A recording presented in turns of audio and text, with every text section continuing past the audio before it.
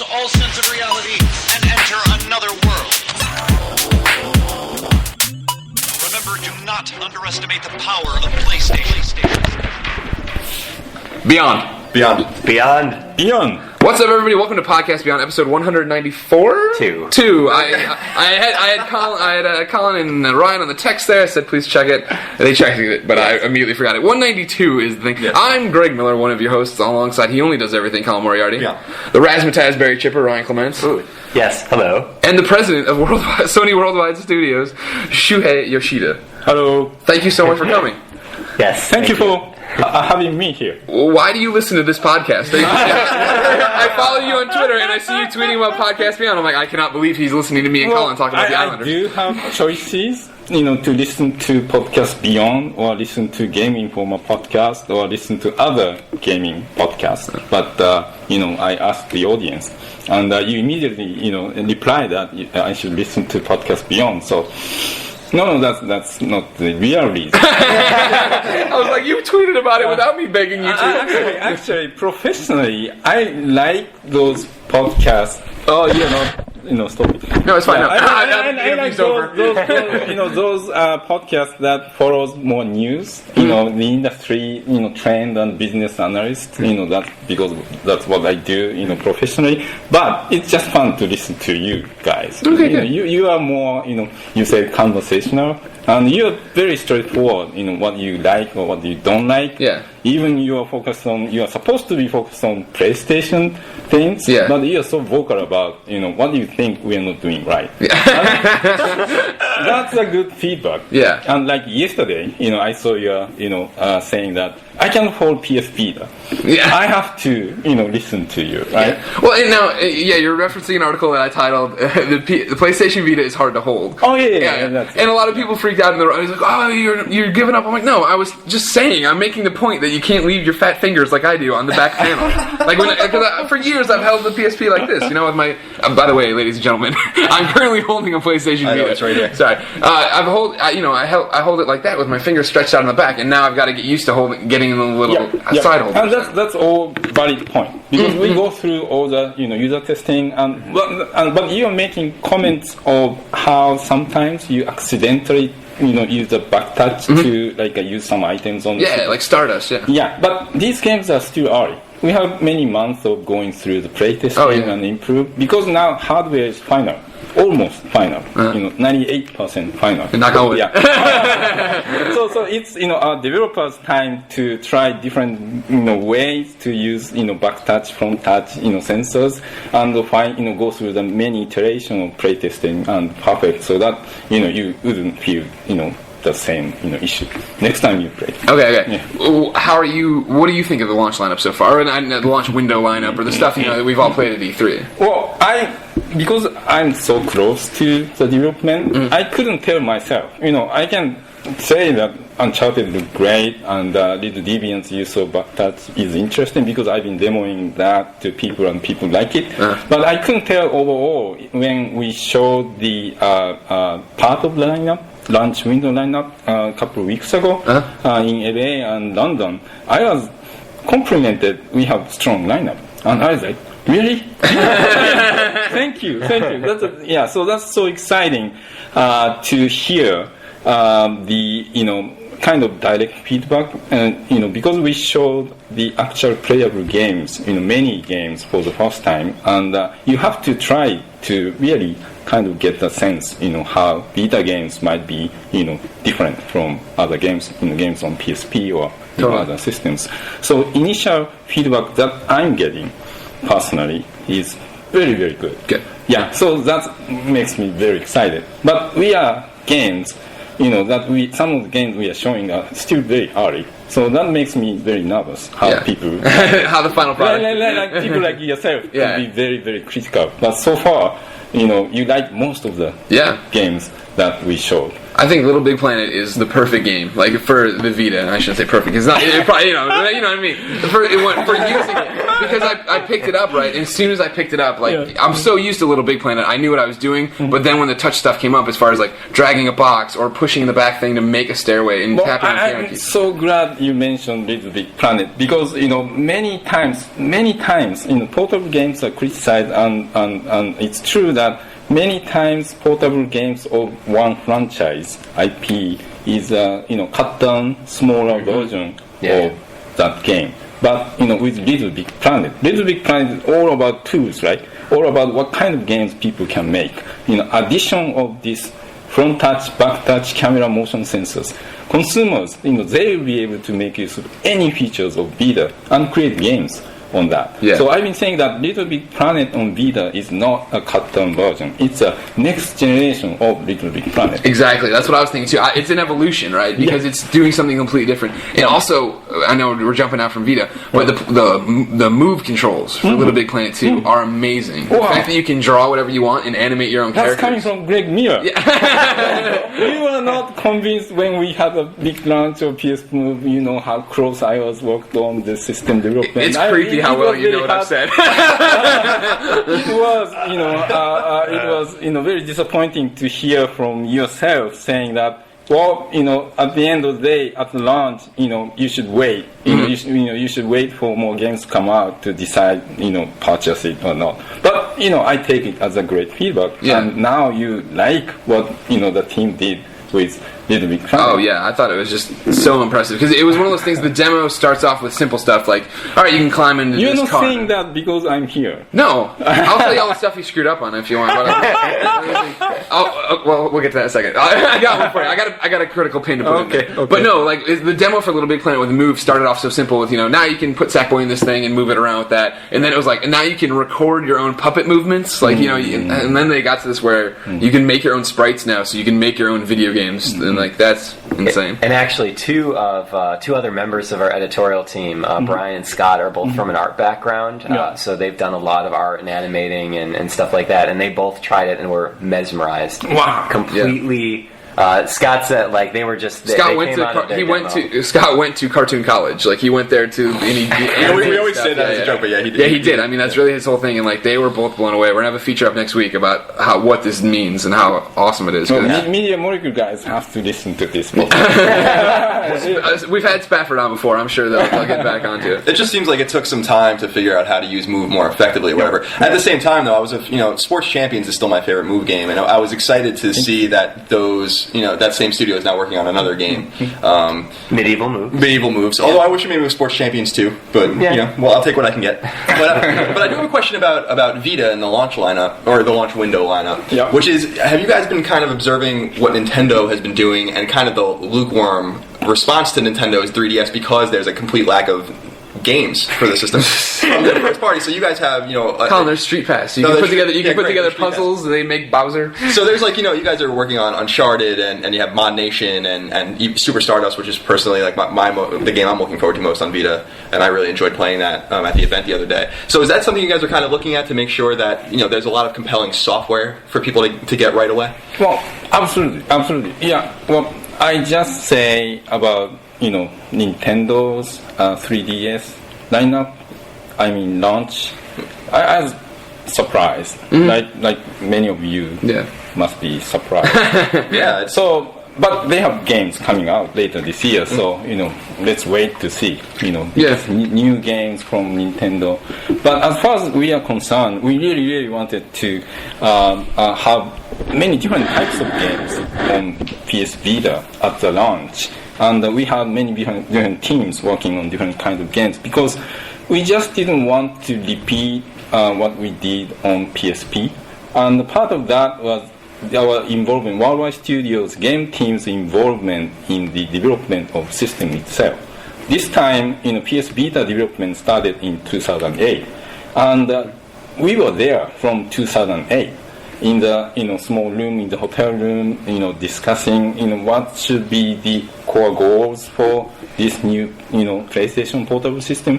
Even before we had made decision, or company had made decision what CPU and GPU should be for the next system. And you may know that in the console development, semiconductor, CPU and GPU, it takes the longest time.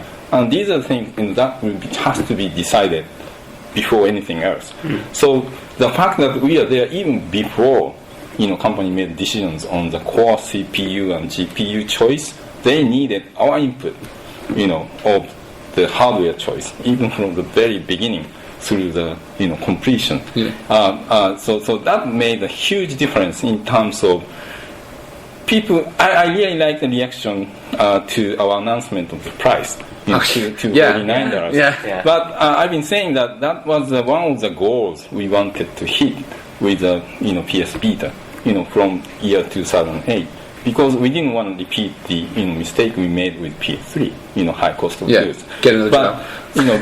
Because we had so many things we wanted to put in hardware, we wanted to put cap to our ambition, so to speak. And we analyzed every single different options on hardware we could put on PS Vita, from CPU, GPU, amount of memory, screen choices, sensors and camera choices, and whether or not we should have touch panel behind the unit. What we did was ask hardware teams to create some prototypes, early prototypes using prototype devices, and provide us so that we can use with PS3 or sometimes with PC, so that our teams can develop small short games, prototype games, to see if this new UI element works. So it's easy to say we want better cameras, right? Yeah. We want we want touchpad from every side of the things, or we want more memory or anything, and we agree that it's not like who has the loudest voice. We have to prove with actual working game or even short technical demonstration how new additional tech will enhance the actual gameplay. Exactly. Yeah, that's how we kept a tally of things we wanted to or we could have on the system, and some made it, some didn't make it, and the backtouch was started low in the order, because it doesn't really make sense to have something behind the unit until big teams created the demo of Little Deviants. As soon as we touched it, we are like, oh, this is new. Yeah, this is something we can use on other. So the thinking started, even including the imagining some other companies' games. What if that game make use of backtouch in this way? It's going to be really interesting to be able to, reach behind the character or something. Yeah. So that's the process we went through. So what I'm trying to say is, when our teams got the actual hardware development kit, all teams already knew why these devices, new UI elements, exist in PS Vita. So they already have some idea, they wanted to try with their game. So we are not pushing every game to use every aspect, because you will be, criticizing. Yeah. You are like Uncharted, no touch, no sensor. I just need stick and button. But we totally understand. But give us chance, give our developers experiment, so that you can make your judgment. Go ahead. No, I think Little Big Planet, like I said, is a great use of it. And the Uncharted thing, I've said, I like the buttons and I like doing that. Yeah. But a lot of people were saying that they actually like the trace and they liked being able to tap. And I do like it in certain situations where there was one part when I was climbing, and it was one of those things where Drake, I kept trying to get him to reach to this one ledge, but he kept going the other way, and I was like, dang. And then I just finally took my finger off and tapped it, and he jumped right where I wanted. Exactly. Yeah. Yeah, and I just wrote, not 2 days ago, right? I wrote a story about Golden Abyss on IGN about how I'm skeptical of what I call gimmick controls, but I really enjoyed most of the alternate controls in Golden Abyss. And for the listeners that thought we were being sarcastic, there really is a Vita on the table, and it really is running Uncharted right now. So, I'll take a photo. We can put it in. So we'll show our sophisticated podcast setup here and how we're recording this. Just a Vita in the little device. So my question is I have another question about just the name Vita. Obviously, PSP. has some, I guess, negative stigmas, but it really is a wildly popular, it's sold 70 million units. It's the only non-Nintendo handheld to really do really well. So was there any thought of just calling it PSP2, or did you guys know you wanted to call it something else right out of the gate? Well, let me say something. Okay. Yeah. Thank you for reminding us of the successful side. We are a big fan of PSP, and we are very proud of what we've done with PSP in terms of business. 70 million sold, they announced this week, right? Yes, that's wildly successful. Yes. Yeah. So it's not that we don't or we didn't like the name PSP. We are proud of the name PSP. Right. But PS Vita, was actually a code name, project name, for a while. When we started the project in 2008, the project name was NGP. Actually, NGP was the very first project name, so we called it NGP for a while. But at one time, hardware guys, product planning people proposed, well, let's change the project name from NGP to Vita, not PS Vita, just Vita. And they took it from life. It's in Latin or some language. Because the core concept, they proposed was, we want to make your life from morning to the evening, entertaining. We want you to be able to reach, to PlayStation, connected to PlayStation and connected to your friend through PlayStation Vita, everywhere, anywhere, anytime. So the merger of life, your life and entertainment, and make it easier, through PS Vita was the core concept. Yeah, so we kind of like the concept, and it's just a project name, right? Anyway, so hardware guys wanted to call it Vita, and we were like, oh yeah, okay, Vita. So up until the announcement this January, the project name was Vita, and it was actually included in our development kit as well. But we couldn't decide on the name, by the time we announced. So we went back to NGP, because NGP sounds more like a generic, right? Next generation portable. So people wouldn't mistake it as the final name. And continued the discussions and came back to Vita, because for us involved in the development, including our marketing guys, kind of the name grew inside. And it was very unfortunate that Vita name just leaked out without a chance to be, able to explain why life, why Vita on the, portable gaming system. So I'm hoping that, we are not showing other aspect of PS Vita as yet, like social connectivity. And the near stuff, Yeah, or, entertainment options, or, web browsing, or social network applications. But we'll do so later, this year. So that people will see the whole, ways, many different ways to use PS Vita, and why you might want to consider, purchasing PS Vita and, carry it around. So at that point, I hope people would say, oh yeah, PS Vita, okay, it makes sense. And yeah, I think people will become more comfortable with it. How are you doing, Colin? You were very you didn't like the Vita. Well, yeah, my inclination was that PSP2 would have been a strong name, just because Sony has been acknowledging more and more that PSP. In other words, trying to control the fact that some people think PSP hasn't done well, but in fact has done well. So I thought maybe they would try to continue along with the name. But at the same time, I will tell you that, just talking to other editors, not, we're PlayStation centric, but, just the other editors, the buzz about the handheld is really positive. Yeah. And people have, I think people are really excited about it. Anthony Gallo says this will be the second system he's ever bought on launch day. So you're in rare air there. And I'll tell you, I can speak for Greg and I in particular. The inclusion of trophies, which we are obsessed with. I know that through the podcast.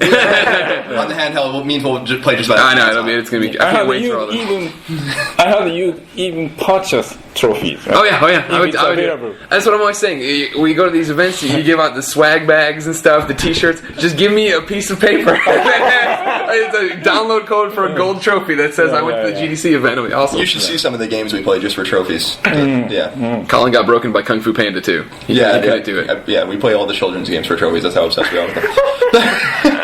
But yeah, so I that's there was I think people were skeptical of Vita going into it or NGP, but I think that there are a lot of believers now, and I think that the most positive buzz, frankly, from this year's E3 is about Vita, in my opinion.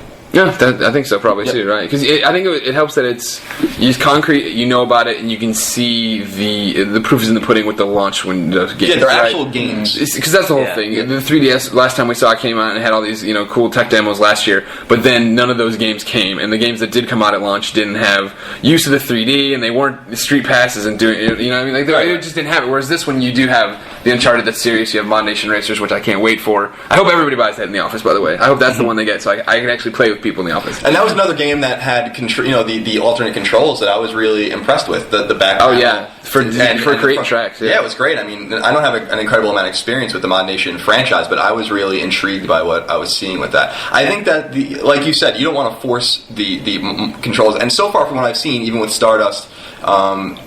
It seems like it's all clever and timely. It's not forced. It's not like like even with a game like Uncharted, you don't have to turn it off in the menus. It's just there. If you want to use the analog sticks, you use the analog sticks. If you want to use the touchscreen, use the touchscreen. I think that's the best. Smart. That's the best method. Yeah. So now here's the thing. You wanted me to be critical or whatever. You talked about the reaction to the price of the Vita. What did you think of the reaction to the announcement of 3G being with AT&T? Because I had never been to a press conference where everybody was quiet, and then some people started laughing, and I felt so bad for Kaz. He was like, "Okay." It was super unprofessional. Totally. And that's the problem with doing a conference that's open to both. Hey, here's all these press people sitting down here, and then also fans and stuff, because fans are jerks. You're a jerk, fan. Well, I used to live in California, right, until 2008, and I owned iPhone, so I totally understand. But there are people outside, of US, there, like people from SCE Japan. Mm-hmm. They asked me why they are, and I had to explain, what had happened. But AT&T is a big company, it's the number one carrier, and I hear that as far as data service is concerned, AT&T, people have sometimes may have problem with voice receptions, but I hear that data services are pretty decent. Here's what I'm going to make a request that I want you to push through. First off, I think it's brilliant to only have the $50 price difference in the Wi-Fi 3G, because I'm seriously considering a 3G model now, and I'm hoping that the data plan is $20 or less. So that's one request. The next thing though, make it available so I can tether it.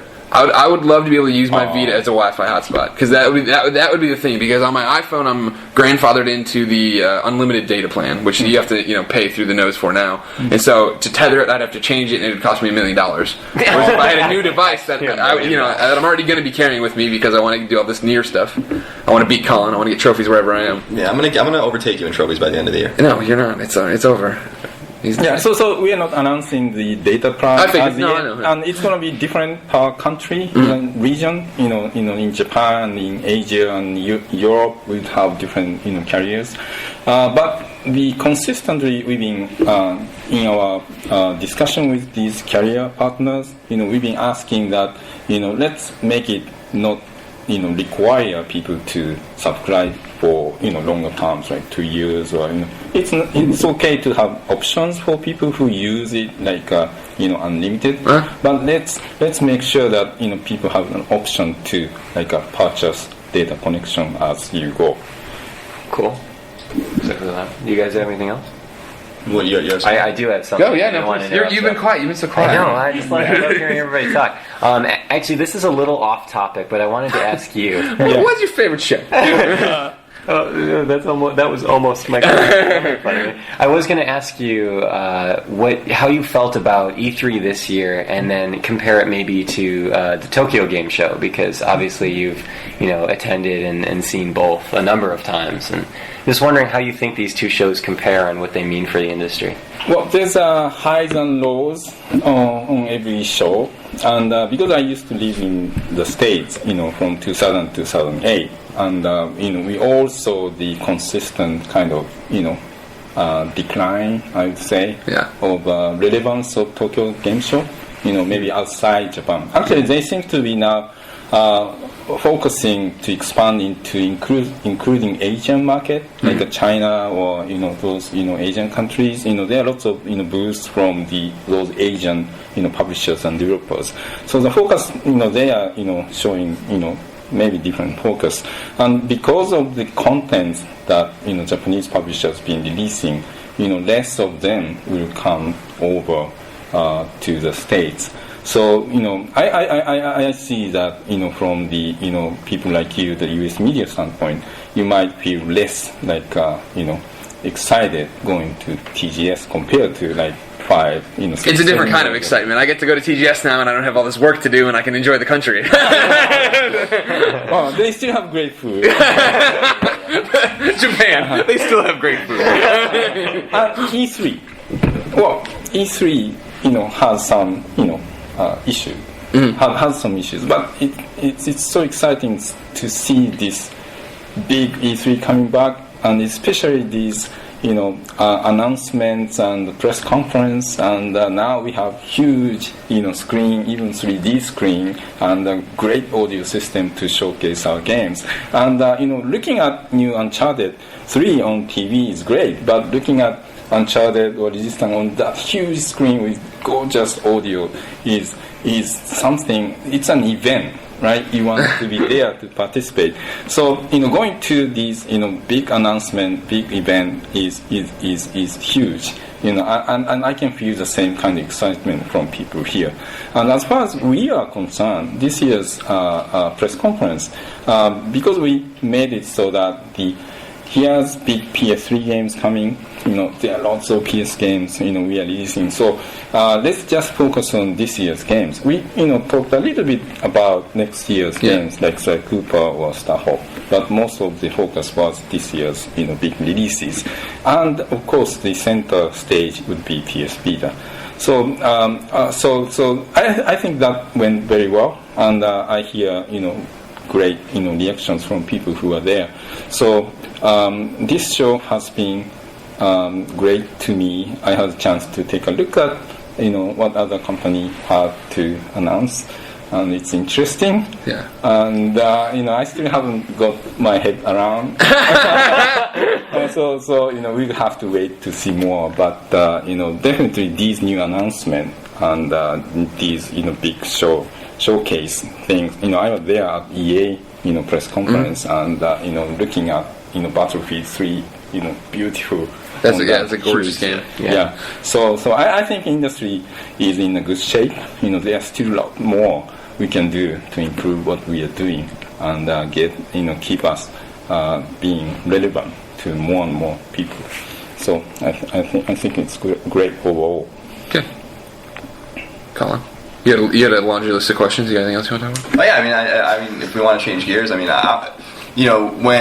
I want to talk about PlayStation Network, if you don't mind, because obviously you listen to the podcast, and we did have some concerns about the PlayStation Network outage and what happened. I guess, can you just take us through, when you guys first found out, when the PlayStation Network first came down, and first of all, how many nights did you not sleep, and how crazy was it over there, and really, is there anything that you guys think you did wrong that you guys would have done differently if you could handle the outage again?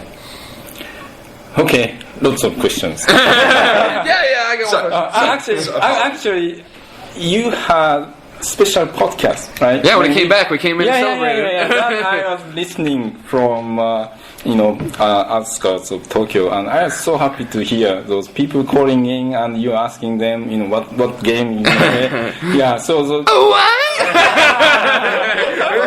Yeah, so I really actually that made me a huge fan of Podcast Beyond. Actually. Okay. Yeah, I like Podcast Beyond before, but the fact that you had special podcast show for the timing that we got the PSN up and running, and you kept explaining to people what's happening and what you might want to do when you are concerned about your personal data before we had being able to get the PSN up and running. So I really thank you for doing that.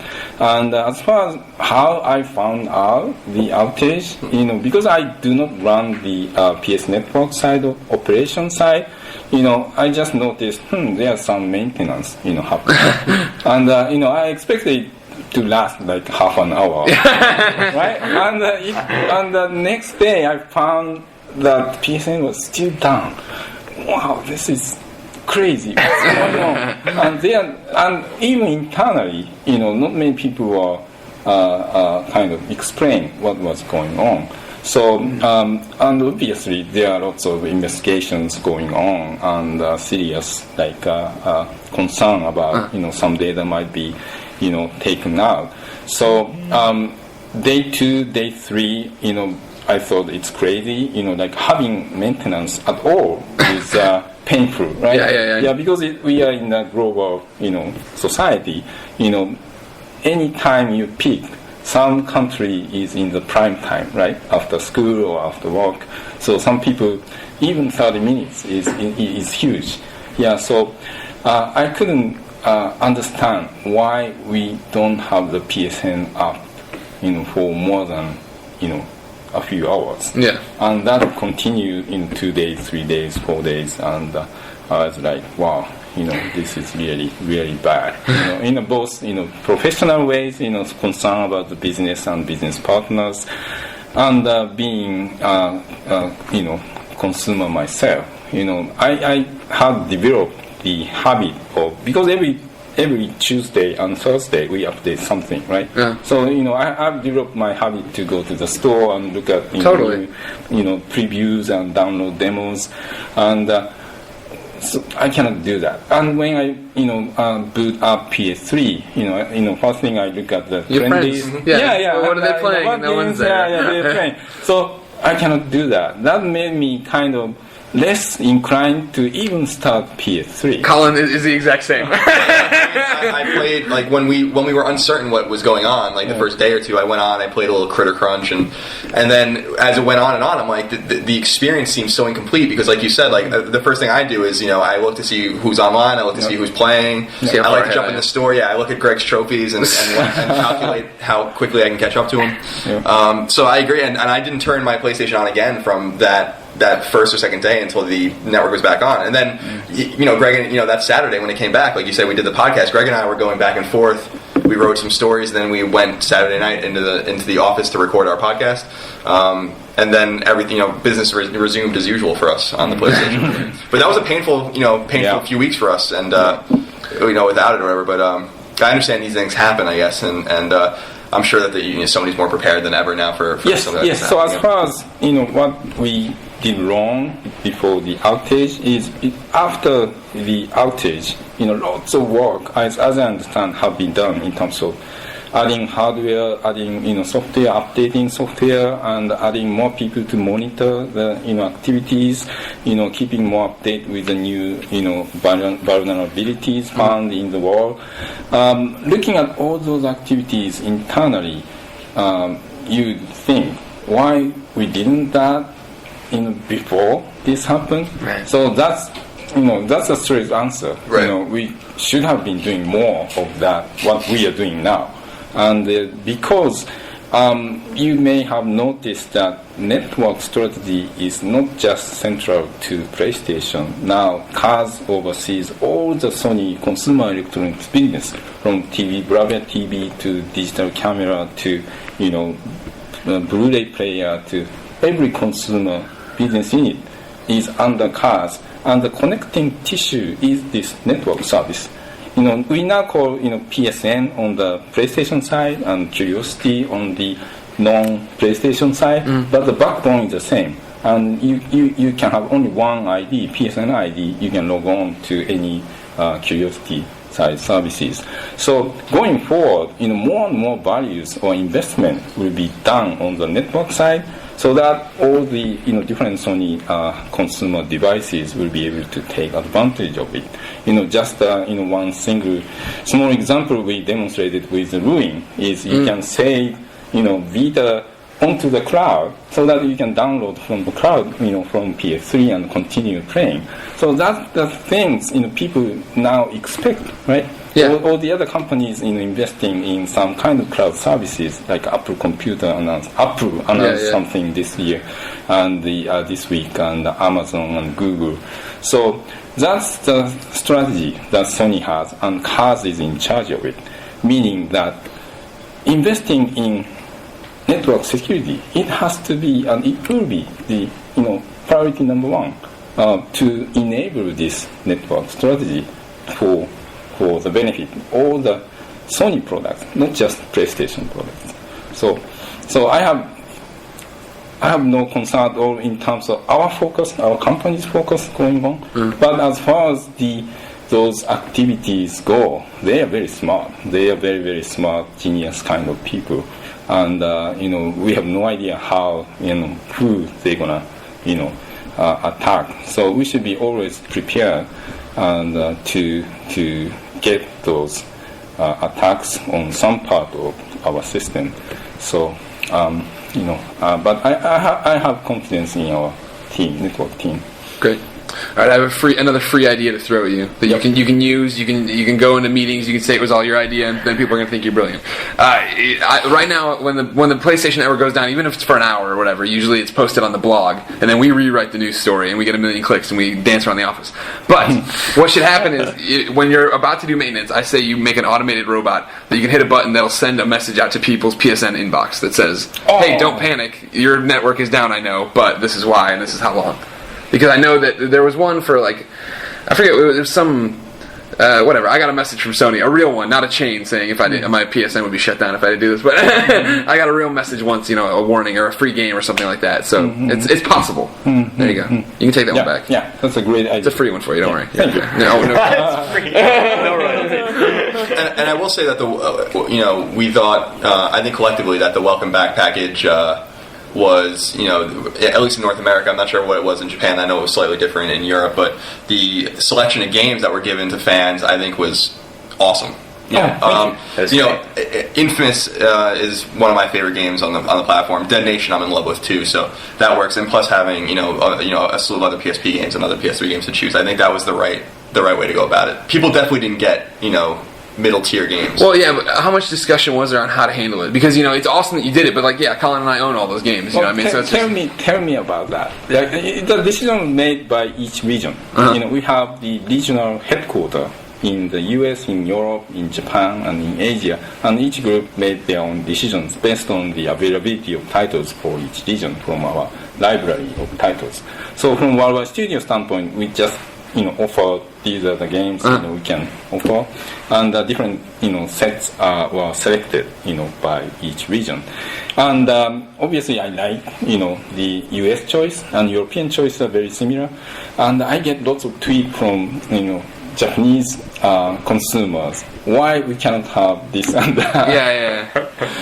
Yes, so I'm very excited in a strange sense that now millions more people have chance to play Infamous, because I'm a big fan of Infamous. Yeah, it was pretty. Yeah, exactly. Totally excited with Infamous 2 as well, and we just announced at the press conference, Sucker Punch is working on some very interesting, unique way to use PS Move in the create part of Infamous 2. So that update will come later this year. So so the fact that more people are now playing Infamous 1, they would maybe interested to try Infamous 2. So and that's should. Great. Yeah, 9.0. IGN.com, editor's choice. Thank you. Well, great. I think we're over time already on you, but thank you for listening to the podcast. It's always great to meet a fan. Let me shake your hand. I can autograph whatever you want later. People should follow you on Twitter. We always give out our Twitters on the show. What's your Twitter? YOSP. YOSP there at Twitter. I'm Game Over Greggy. Colin's No Taxation. Ryan is Plum Cider. IGN's IGN. And give me a Beyond before we leave. Beyond. Beyond. I don't know if it counts as my first Beyond. I didn't look at it. It looked like it might have been good. Welcome back to Podcast Beyond, episode 194, 192. Yes. I'm still Greg Miller, still Ryan Clements, this is still Colin Moriarty. We've ditched the dead weight that was you. I'm kidding! Thank you so much. What a gentleman he was. I know, that was a great interview. That was probably one of my favorite interviews I've ever done. I think I was telling you guys through text and later on that I was legitimately touched when he was talking about how he was so excited that we did the Welcome Back podcast and called fans stuff. Just another reminder that we're all one PlayStation family here. Thank you for listening, and we're glad to be your friends there. I am god darn exhausted. This This man is ready to fall over. Oh my lord! I laid down on a couch to write and build a page, and I started to fall asleep, so I had to sit up. But Yes. we're here to touch on other stuff. What do we want to say, Colin? How was E3? I don't know. I mean, I'm really delirious right now. But I thought Sony did a nice job this year. I thought it was a good showing for them. I was excited about the games they showed, and the Vita, even though I don't like that name very much. Is it growing on you yet? I like used to it. I like Shu's response. I like his description of why they did it. Life and how it's going to be a part of your life and how it's going to be bigger than that. And that's why it should tether. Let me tether to it. I know. Well, hopefully I'll bring that back to Tokyo and get that done for you. Yeah, good. Well, I gave him some great ideas. I can't go. I can't automated maintenance update. Exactly. Robot. I can't go into details. I went after that meeting. I went to a meeting with Jack Buser from Home. I gave him some Greg Miller gems too. Yeah. So and when that gets fixed as well, that's why. Basically, Sony can thank me for everything I've done this E3 for them. Colin, what was your favorite thing you saw there at the E3s? I think I was blown away by Vita, like I said, and I want to reiterate just in case people thought we were kidding around. There really was a Vita on the table. I don't think anybody would think that. Well, because it sounded like it sounded like almost like we said there's a Vita on the table and then we all laughed okay. But there really was one and it wasn't tethered to anything. Meaning that so that was exciting that we got to hold it even with the battery and it was still very light. And that was the thing. I hadn't held a near final version of it with a battery in it ever, and it was very, very light.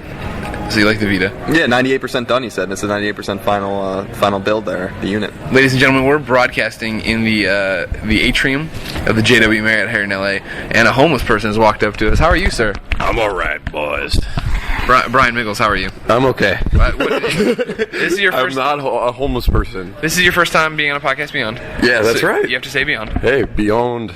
Okay, what was your favorite thing? Oh, wait a second. Nobody knows who you are. What do you do at IGN? I am a visual features editor. I'm responsible for all the cool infographics and charts and the PSN hack timeline. Yes, PSN hack timeline. I did the everything we know about Wii 2 or Wii U thing that went up this week. You did the Dead Space timeline. I did the Dead Space timeline. Oh wait, they never got published. That never came together. They never came because together. the Dead Space timeline is retarded. Anyway, so what was your favorite thing you saw? My favorite part of E3 was definitely BioShock Infinite. BioShock Infinite is badass. It's really good. You can say it. I can? Yeah. Oh, okay. Yeah. What do you guys bleep out? Like, no, we don't bleep out anything. We're explicit. An explicit podcast. Oh, okay. Yeah. We were doing this to kill time till the video team got here. It looks like the video team got here. Oh, okay. So now we gotta go do our E3 meeting. We'll be back. Okay. Beyond. Yeah. Hey everybody, we hate E3. Hey, yeah. I'm actually doing great. Yeah, it's not that bad. No, okay, Ryan, you didn't get to go. What's the best thing you saw at E3? It's kind of a tie. I really loved Super Stardust Delta. I think that was probably the best Vita thing I saw, with a runner-up being Blaze Blue, because that game looks pretty. It's called Blaz Blow. Blaz Blues. And then I also really liked the fighting game, the downloadable fighting game called Skullgirls, which I don't think anybody else saw really besides me, but it's really cool. Anthony saw it at GDC. It's a collaboration between a tournament, like a Street Fighter tournament competitor named Mike Z, and an artist named, I want to say, Alex Zahad. Anyway, they collaborated, brought the resources together, got in a couple folks from Reverge Labs, which is a small game development studio, and it's a really cute, cool fighter. Should be awesome. Cool. Favorite thing I saw was BioShock Infinite. Spoiler alert. That's what I voted for across the board for Game of the Year, PlayStation 3 Game of... What is it, Game of the Year? You know what I mean? Game of the Show, Game of E3, yada, yada, yada. I was so blown away by the color and the characterization. Just in a little bit you saw how those characters... Did you see it? Anybody else see it? Did you have time? Okay. I did. You did? What did you think? I thought it was stunning. Yeah. Although I always try and give the littler games my nod, but I mean... Because you're a monster. Well, no, I just want the love. Do you want to talk about the littlest game possible then? Sure, let's talk about it. Have you read any of my stuff today? Did you hear me talk about this Scribble Shooter? No. So that's what it's called, right? Scribble Shooter? That's what I call it? Okay. So I went and saw this game called Scribble Shooter today, which is awesome. And then what it is just it's a shoot 'em up, a shmup as Damon calls them. And this developer had his kid draw a game. So he drew all the art with crayons. It's like a little ship he drew, and then aliens and monsters and all this shit, right? And there it's just crayon, drawings or whatever. And then it's on a white background, and so you fly the ship around and go, and the kid makes all the noises. So it's like Like, so all the sound effects in the game are from this one kid or whatever. And then it's got background music, and it's going on this white the background's white, so it just looks like it's drawn on paper, and the paper's moving because like you'll come across like a coffee ring or whatever. It's awesome. It's totally fun, and it's only available in PlayStation Home. Like it's not a real game. Like, it's not a real game. It was over in the indie area by our booth, but then I went up and did a home demo. And in there, in home, you should still be able to do this, people. You totally should. Go play home, which is free on your system if you didn't know. It's on the XMB. You gotta blow the dust off it. And then when you get in there, you can go to the Sony booth. Like they have the virtual E3 booth again, you know. And you watch all the trailers there, and then that unlocks the VIP access, so you can go upstairs where we get all our private demos. And up there is the demo kiosk for the game. And then when they release the full game this summer, it's only gonna be at home. I thought that was awesome. Awesome. I wish we could have seen that as a full download. Yeah. Even if it was like $1 download. I wouldn't be surprised if one day eventually it would be. But I think for this release, that sounds really neat. What I want to know is if that kid's getting paid for all of his hard work. His dad's getting money, yeah. His dad's rolling in it. And his dad's like keeping him in a cardboard box and stuff. Yeah, that's messed up. It's fucked up. And the kid, every night he begs, and he just begs for like a piece of bread. And his dad says maybe if it sells 1 million copies at home. And he plays his noises on like a Casio keyboard so the work he did that he's not getting paid for. Okay, now the question is, what's the worst thing you saw? What was your least favorite thing? I can go first because I'm dropping that on you if you don't have an answer. No, I mean, I know the answers to both questions. I never got to say I don't think what I liked best, did I? I thought I started with you. I started with you, and then Brian Miggles came over, and then we went back in the room. Oh, right. So yeah, I already said that. The worst thing, I think... what did you actually say for the best thing? I don't remember because I'm really stop tired. it and play the tape? I don't know. Did you get interrupted when... Maybe. All right, fine. What do you say it again? What's the best thing you saw? And this would be great if it changes. Yeah, but it could very well be different. No, I actually agree that the best Vita game I played was Super Stardust. That game you guys are batshit really crazy. Awesome. Little Big Planet's better. Little Big Planet's a better use. I actually didn't play it. Could, but I didn't play it. Okay, then I'll let that go. And then... I take it back, ladies and gentlemen. That was the whiskey. The worst game? I mean, I played a lot of, like, bad Kinect games and stuff like that. That's my vote. Michael Phelps pushing the limits. The worst game I played at the show. Swimming game? Yeah. That sounds like a great deal of fun. I had a great interview, which is on IGN, with Hulk Hogan, and it was really funny, but that game didn't work very well.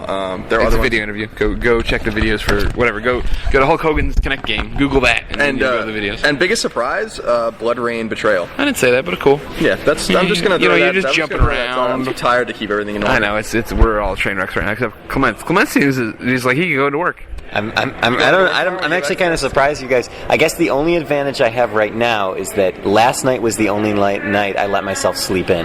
So I had an extra, like, maybe 2 hours. So I got 6 hours instead of the 4 that has generally been. I can trace my problems back to the fact that I've had no coffee today. You didn't have coffee today? Not one cup today. Are you crazy? I've been drinking water. I'm a little bit hungover, ladies and gentlemen, so I had to drink water. I've just been drinking the water and the soft drinks myself. Yeah. Kyle, you didn't really get a chance to sleep in last night? I slept a little bit, but maybe 6 hours, which is more than I slept for the rest of the time I've been here. But I'm friggin' shot, dude. After dinner, I'm going to bed. Man, you guys should come out. I don't think I'm gonna make it. I gotta be honest with you. I'm just too tired. I'll probably come out for a little bit. You should, because it is E3 and we really get the chance to all hang out. Yeah, because you guys have to work out. Yep. Clements, what's the worst thing you saw? I'm almost... it's sad for me to say this, but it's Final not Fantasy. No. 13 to... No. It's not... Alright, what I'm about to tell you... That was my favorite I know. It's disappointing that my favorite game was the worst game. It was also the worst game. No. So here's the thing. I won't say that it's a bad game because I think there was some glitchiness going on here, okay? But Everybody Dance, I was not particularly happy with. This is the Move one, right? The Move Dance game. So Mike Thompson, one of our contributing editors and a freelancer for us, great guy, really actually pretty invested in motion control. So I usually I think that's good that he actually supports motion control in general. He enjoyed it. But I think we had different experiences, during our demos. Maybe his demo worked the right way, and I'm just I just got the shaft on that one. Ew. But I'm trying to dance to LMFAO, I'm trying to get my groove on, and I'm doing the moves. Which one do they sing? They sing "Celebrate Good Times"? I don't know. I don't think that's that. Okay. Anyway, I think that's a really old song. Actually. I like the "Celebrate Good Times" song. And then so I'm doing all these moves, and it's just like okay, miss, okay, miss. It's not registering. So you just weren't good at it. Apparently, I suck at it, and I think even like the woman that was the representative that was demoing it with me, like she was doing multiplayer with me, she didn't seem overly convinced that things were going well either, because I kept like turning around smiling being like, yeah, oh, man, this is tough, huh? And she was just sort of like straight face. So that she was the equivalent of the guys from the Michael Phelps experience I had when my swimmer jumps into the water and just lays in the water and I'm frantically flailing my arms and nothing's happening. I slow down my arms, I speed up my arms, I put my arms down, and there's no reaction in the game. No help from the other people. Yeah, it was really bizarre. I think that I wouldn't count that game out though. Thompson enjoyed it. I think it could be good. Maybe there was just some wonkiness going on. Okay. You have to. I think everybody needs to remember that with E3, we need to take everything. You need to take everything you read with a grain of salt, unless it's Michael Phelps, because this shit can change. Watch Phelps get a 9.5 on IGN. This stuff can change very easily, and a 10-minute demo could. Yeah, it's never surmised the whole game. I used to remember I watched Batman demo, and the first time Arkham Asylum. The first time I saw that, I wasn't sold in that game. I was like, I don't know if this game's gonna be good, man. But it turned out to be the greatest comic book game. The greatest comic book game ever. Of all time. Whatever. Thanks, Dave Clayman. Man, we're fried. Anything else to say? I just generally have I know there's a lot. There's a whole bunch of stuff we haven't. You're not going to get the incisive comment. If we went over everything right now, would you get the traditional podcast Beyond incisive commentary? I doubt it. What? Did you like how we did that during our that was awesome. That was good. Oh, good. Yeah, we talked about it already. For some reason, I thought this was being broadcast live. You're more tired than I spoiled it. But we'll do it like after we marinate, we go home in San Francisco, we rest. We'll do a more proper Beyond next Thursday, and we'll talk about everything we saw. I will say this that I'm a believer in Vita, and I'm really excited to get my hands on it. I really want to play that. Yeah. I just had I once again must insist that I do not want to be the annoying chipper guy. But I think we all had a really good show. I was super happy with just pretty much working with everybody. I think that just all the editors at IGN and our friends at 1UP, it's just been really fun. Yeah, I think we got GameSpy though.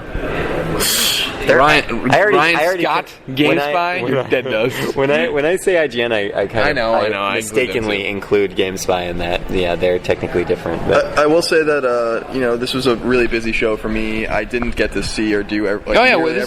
This is your first one being an editor. How'd that feel? Yeah, this is my first. I've been several E3s doing different tasks. This is my first one covering games, so I never got to play the Wii U. I never got to see a bunch of games at different things or whatever. That was a little disappointing. Maybe we'll get to do that when we go to Gamescom. But it'll be out by then. Yeah, it'll be out by then. There'll be 100 release games for it already by that point. But I also will say that I was pretty excited to learn that we won a Guinness World Record while we were here for most popular website. IGN is the most popular video game website. We're not the most popular website. Most popular video game. In the 2012 book of Guinness World Records, they put out that video game book. Look for us. IGN.com. I think it's pretty cool. That's really cool. Not really. Yeah. No, I think it's. What's going to happen? What's going to happen when we lose that record? That's going to be a dark day. 3 years from now. We all get fired. We won't lose that record. You better not. Go write something. Go write something. Generate some traffics. All right. I'm tired. Let's go. All right. Oh man, you guys. Beyond. Remember to follow us on Twitter. We already did that bump, I guess, with him. So that's fine. No, let's sing a song now. We got to sing a song to end the show. Remember, that's how it ends. What do we want to sing? Colin, give me something. Give me something we'll all know. Some early '90s, mid '90s, early tricky. The early aughts. I'll just hum along with you guys. Let's see. My name is Jonas. I'm carrying the wheel. Why? Thanks for all you've shown us. Why did I know I wouldn't know this song? This is how we feel. Come sit next to. I'm gonna rub this on Clemence's face now. I'm glad, all the Sony execs are listening to this show. Every Sony exec's what the hell? Why did he do this show? Beyond!